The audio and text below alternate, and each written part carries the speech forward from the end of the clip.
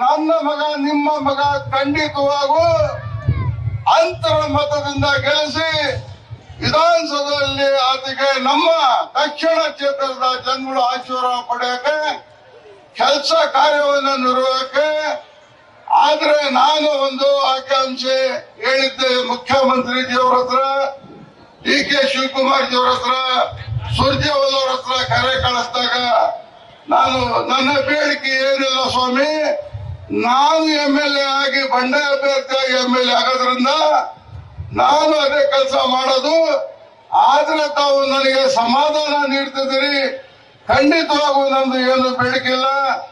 ನನ್ನ ನಾಡಿನಲ್ಲಿ, ನನ್ನ ಜಿಲ್ಲೆಯಲ್ಲಿ, ದಕ್ಷಿಣ ಕ್ಷೇತ್ರದಲ್ಲಿ ನನ್ನ ಆಸೆ ಏನಿದೆ ಆ ಮಗನ್ ಕೂಡ ನಾನು ಪೂರೈಸ್ತೀನಿ ಅಂತ ಹೇಳಿದ್ರೆ ನಾನು ಖಂಡಿತವಾಗೂ ಬಂಡಾಯ ನಾನು ತೊರೆದು ಕಾಂಗ್ರೆಸ್ಸಿಗೆ ಪುನಃ ಬರ್ತೇನೆ ಅಂತಕ್ಕದ್ದು ಮಾತು ಹೇಳಿದ್ದೇನೆ.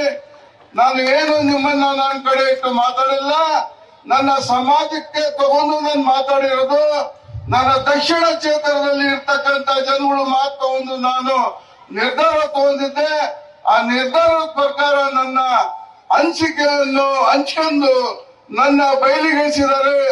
ನಾನು ನಿಮ್ಮ ತಮ್ಮ, ನಿಮ್ಮ ಅಣ್ಣ, ನಿಮ್ಮ ಸ್ನೇಹಿತ ಏನು ಅಂತಂದ್ರು ದಯವಿಟ್ಟು ನಿಮ್ ಜೊತೆಗೆ ನಾವು ಪಾಲ್ಗೊಳ್ಳೋರು, ನಿಮ್ ಜೊತೆಗೆ ನಾವು ಇರೋರು, ನಿಮ್ಮ ಭುಜ ಹಚ್ಚಿ ನಾವು ಕಣದಲ್ಲಿ ಇದ್ದು ನಿಮ್ಮ ಕಷ್ಟ ಸುಖಕ್ಕೆ ನಾವು ಭಾಗಿಯಾಗರು. ನಮ್ಮ ರಾಜ್ಯದ ಶಾಂತಿ ಪುತ್ರ ಅಂತ ಹೇಳಿದ್ರೆ ಸಿದ್ದರಾಮಯ್ಯವರು ನಿಟ್ಟಿನಲ್ಲಿ ನಾವು ಈ ರಾಜ್ಯದಲ್ಲಿ ಶಾಂತಿ ಸ್ಥಾಪನೆ ಆಗ್ಬೇಕಂತಕ್ಕದ್ದು ನಮ್ಮ ಚಿಂತೆ.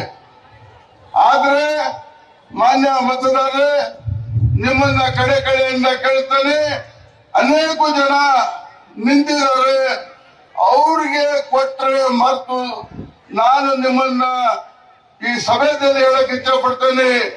ಅವ್ರಿಗೆ ಯಾವುದೇ ವಿಶ್ವಾಸ ತಗೊಂಡ್ಬಂದು ಮನಸ್ಸು ಒಲಿಸಿದ್ರು ನೀವು ಅವರಿಗೆ ಕೊಟ್ರೆ ನಮ್ಮ ತಾಯಿ ಹಣಗೂ ಬಿಜೆಪಿಗೆ ಕೊಡುವಂತ ಶಕ್ತಿ ನೀವು ಮಾಡಿಸ್ತೀರಿ.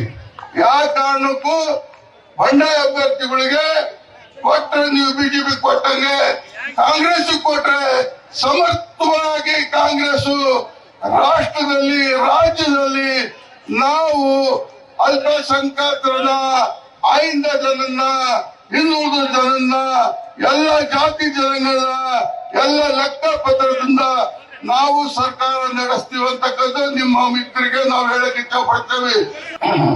ಪೊಲೀಸ್ ಸಿಬ್ಬಂದಿಯವರಿಗೂ ಅನೇಕ ಜನ ಇಲ್ಲಿ ಏನ್ ಸಿಬ್ಬಂದಿಯವರು ಕಂಟ್ರೋಲ್ ಮಾಡಕ್ ಬಂದಿದ್ದಾರೆ, ನಿಮ್ಗೋಸ್ಕರ ಮಾಡಕ್ ಬಂದಿದ್ದಾರೆ. ಅವ್ರಿಗೂ ಚಾಚು ಇಲ್ದಂಗೆ, ಅವ್ರಿಗೂ ಏನು ತೊಂದರೆ ಆಗ್ಲಾರ್ದಂಗೆ ತಾವು ನೋಡ್ಕೊಂಡು ಇದು ಸಭೆ ಸಮಾಲೋಚನೆ ಆಗಿ ತಮ್ಮ ಮನೆಗೆ ಸಿದ್ದರಾಮಯ್ಯ ಮಾತುಕತೆ ಆದ ನಂತರ ತಾವು ತಮ್ಮ ಮನೆಗೆ ಹೋಗ್ಬೇಕಂತಕ್ಕಂದು ಬಹಳ ವಿಶ್ವಾಸ ಪ್ರೀತಿಯಿಂದ ಹೋಗ್ಬೇಕಂತ ಹೇಳಿ ನನ್ನ ಮಾತನ್ನು ಮುಗಿಸ್ತೇನೆ. ಜೈ ಹಿಂದ್, ಜೈ ಕರ್ನಾಟಕ.